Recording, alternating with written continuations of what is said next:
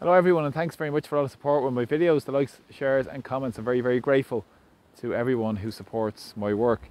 Today I'm going to speak about the new coronation that's taken place here in Ireland, the new appointment of the new Taoiseach without any election, unsurprisingly. We're used to that in many countries where these appointed leaders are put into positions, which is just rearranging the chairs, the positions of power of the completely out of touch political elites here in Ireland. So Simon Harris is the man in waiting, 37 years of age, going to become Ireland's youngest Taoiseach. Meanwhile, Fine Gael's party is in carnage.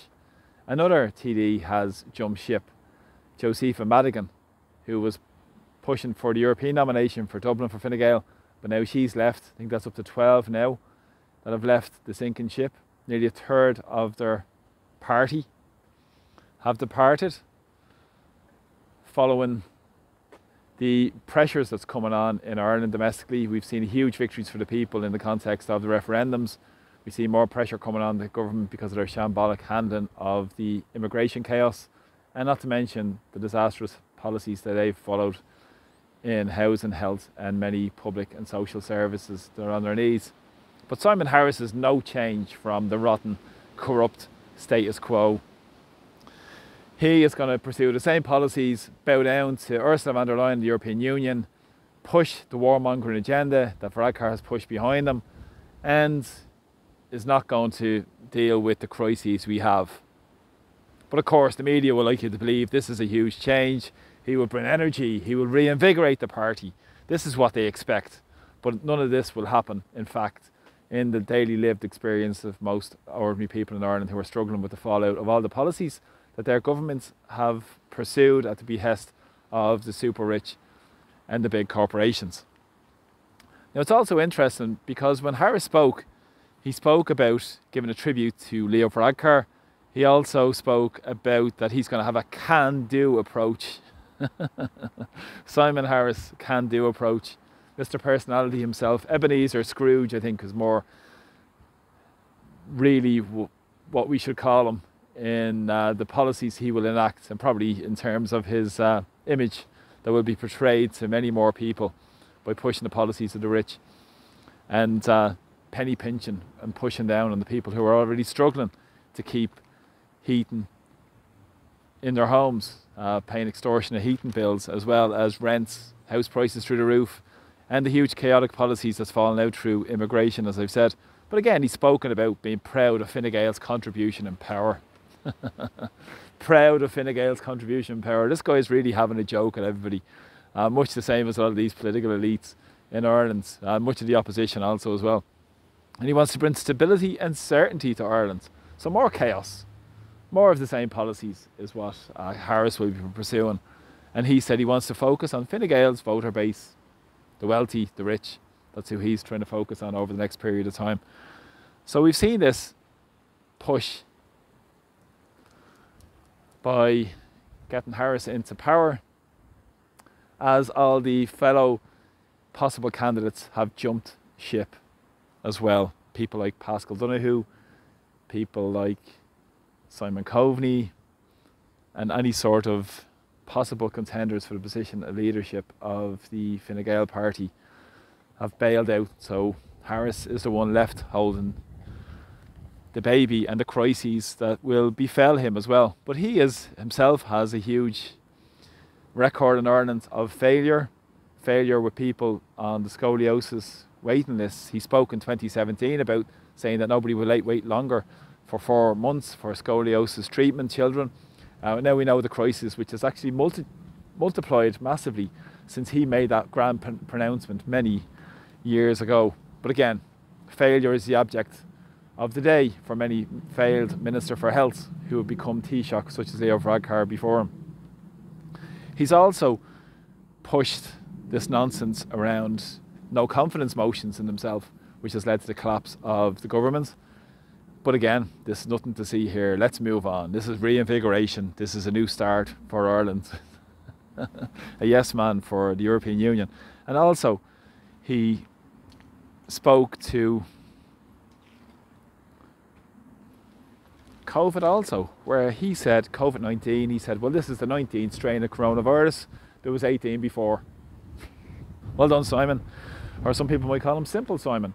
But Dangerous Simon, I think, is more apt. And Ebenezer Scrooge, as I said, is more apt in terms of his policies and the policies that he will present to the people of Ireland that will bow down, as I said, to the ruling classes in Brussels.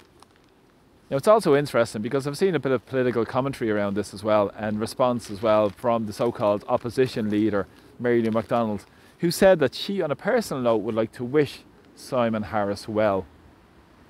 This is the opposition we're dealing with in Ireland, where somebody actually in the opposition benches said we'd like to wish these people well. Now, it's interesting because I've been involved in a number of elections and I've seen the carry-on of these political figures behind the scenes, all backclapping, getting on well with each other, and in front of the cameras trying to pretend that they're complete enemies, when it's nothing of the sort. It's all one big corrupt club, this political establishment. Mary Lou McDonald is a fully signed up member as well, and as she said, she'll be putting pressure on them to force change, but we know what the change Sinn Féin are looking for, not the change that ordinary people need in Ireland. It's more of the same, bowing down to the European Union, bowing down to the super rich and wealthy, and not standing up for the interests of ordinary people here in Ireland in the context of looking for our sovereignty and looking for power being brought back to our communities, which is vitally important. And it's also interesting because behind Simon Harris, who do we have? We have Phil Hogan. Phil Hogan was the man who's been orchestrating the move for Simon Harris to move into this position of power, formerly Enda Kenny's right-hand man.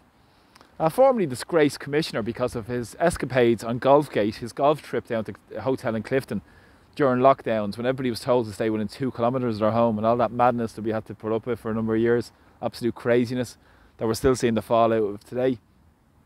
He was swanning off on a golf trip to Clifton, and he was forced to resign following the public pressure because of that golf trip he had during that period of time. And it's also interesting because subsequently Hogan went on and worked with a law firm, and he had his own management company, and his management company now, interestingly enough, was working as key lobbyist for the European Commission. So there you have it. Big Phil Hogan orchestrating Harris's move into position, former European Commissioner, making €1 million out of his own contracts on a management company that lobbies the European Commission. That becomes policy then in Ireland. That's how it works. That's how the corrupt circle operates. And Harris is a fully signed up member of this corrupt circle, despite his claims of reinvigoration and energy, when it demonstrates his clear failings of policy in all the ministries he's had. Minister for Health, another failure, as I said, which is a prerequisite for Taoiseach. So we'll wait and see when the grand coronation happens tomorrow. As I spoke about in my video a number of days ago, I said there'll be no election in Fine Gael because you don't want to see some sort of bloodletting contest. Well, there's probably nobody he's up against because nobody else wants the job. And it's probably also interesting to note what's behind Varadkar's real reason for going, and what scandal is yet to appear in Ireland over the next period of time because of Varadkar's quick move from position of power in Ireland.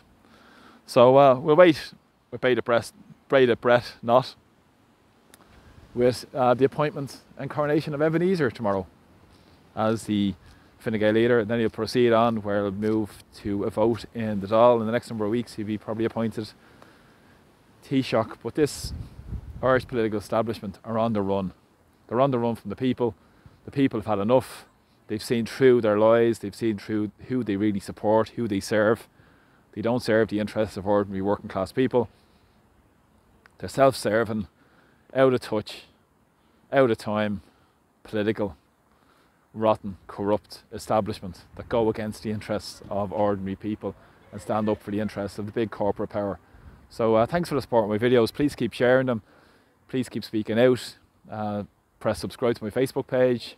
YouTube channel. Press subscribe. Press like to my Facebook page also as well. And follow me on other platforms as well. As I said, I'm very grateful for all the support on my videos. And if you want to support my work, There's a link to buy me a coffee in the comments as well. So I'm very grateful. So from Dublin today, take care, and I'll talk to you all soon. Slán. Bye bye.